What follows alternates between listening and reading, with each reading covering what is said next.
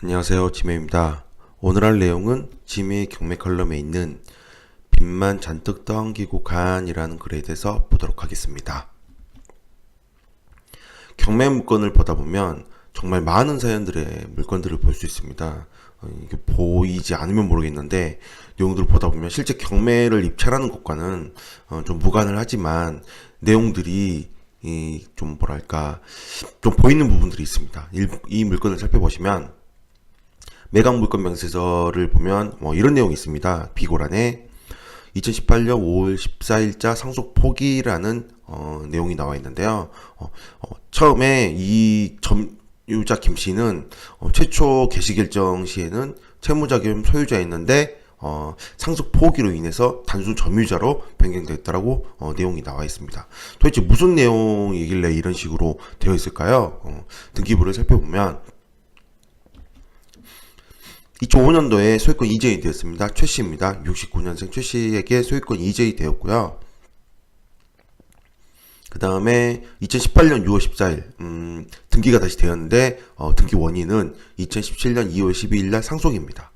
다른 아무런 표시가 없으므로 민법 상속입니다. 민법 상속이라는 것은 민법에 규정이 되어 있는 상속 순위에 의해서 상속이 되는 거죠. 그래서 상속 1순위 상속 1순위는 바로 자녀가 되는데요. 보다시피 5분의 3과 5분의 2가 되어 있어서 이 최씨 02년생 최씨가 상속 1순위가 됩니다. 그래서 자녀인 상속 1순위가 되고 그 다음에 상속 1순위와 공동상속으로 배우자분이 상속 1순위와 공동상속입니다. 그래서 비율은 1대 1.5 비율이다 보니까 5분의 3 그리고 5분의 2로 상속이 된 걸로 볼 수 있습니다. 민법 상속에 의해서 법정순위죠. 법정상속으로 1순위가 됩니다. 그런데 등기부 채권 금액을 보면 현재 이 경매 물건의 가격은 이렇게 높진 않는데 등기부 채권 현황을 보면 2억 5,400 정도 되어입니다. 이 물건의 감정가가 1.88억인데 채권 금액이 2.54억인 거죠. 즉, 이 물건에 있어서는 이 경매 물건이 감정가가 시세로 돼서 낙찰이 된다고 하더라도 약 7천만 원 정도 부족한 상황입니다. 7천만 원도 부족한 상황이니까 당연히 이 물건에 대해서 상속이 되면서 한마디로 빚도 상속이 되는 거죠. 빚도 상속이 되면 이 두 사람에게 빚이 상속이 됨으로 인해서 또다시 좀 어려워지는 상황들이 되게 됩니다. 그래서 그런지 중간에 다시 신청 착오로 인해서 소유권자가 윤 씨로 바뀌었습니다. 저 보시피 39년생 윤 씨입니다.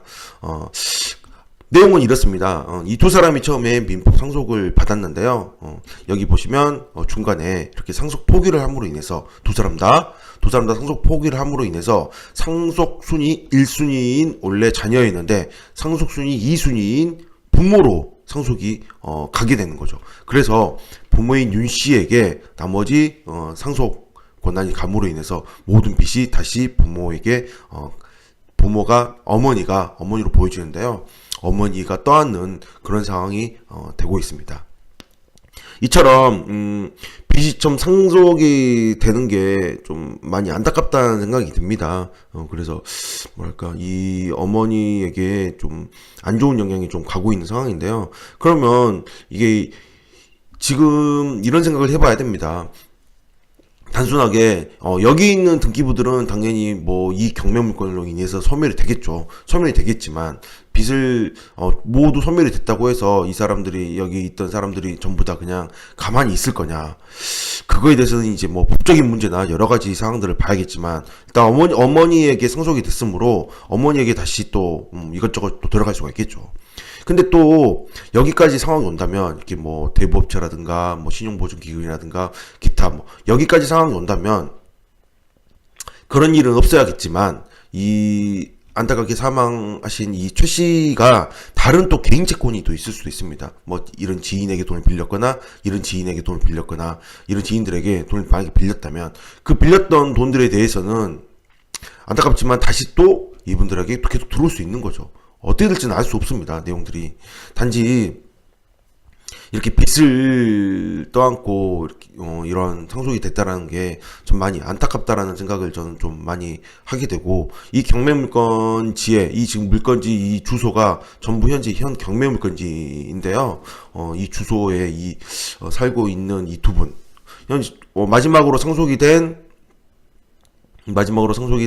이 어머니는 다른 주소인데요. 다른 주소이지만 현 경매물건지에는 이렇게 두 사람이 살고 있는데, 다시 이제 이 물건이 경매 낙찰이 되고 나서 상속 포기를 했지만 이 두 분이 다른 데로 또 이사를 해서 또 나가셔야 되는 상황이고, 그래서 이런 상황들을 보고 이 경매 물건을 만약에 입찰을 한다면, 저라면 이제 뭐 해줄 수 있는 게 뭐가 있을까요? 아무래도 경매 입찰자 입장으로서는 뭐 해줄 수 있는 거는 이사비를 이제 다른 데에 비해서 좀 더 많이 드리거나 이런 걸로 좀 조금이라도 위로를 해야 되지 않을까, 뭐 그런 생각을 좀 하게 됩니다. 좀 빚이 이렇게 상속이 되면서 안 좋은 영향이 많이 가고 있지만, 이 글을 쓰게 된 이유는 낙찰자 입장과는 사실 이제 전혀 단절이 되니까, 경매물건을 이런 물건을 낙찰받는다 하더라도 이 모든 채권과는 낙찰자는 무관합니다. 전혀 상관은 없지만,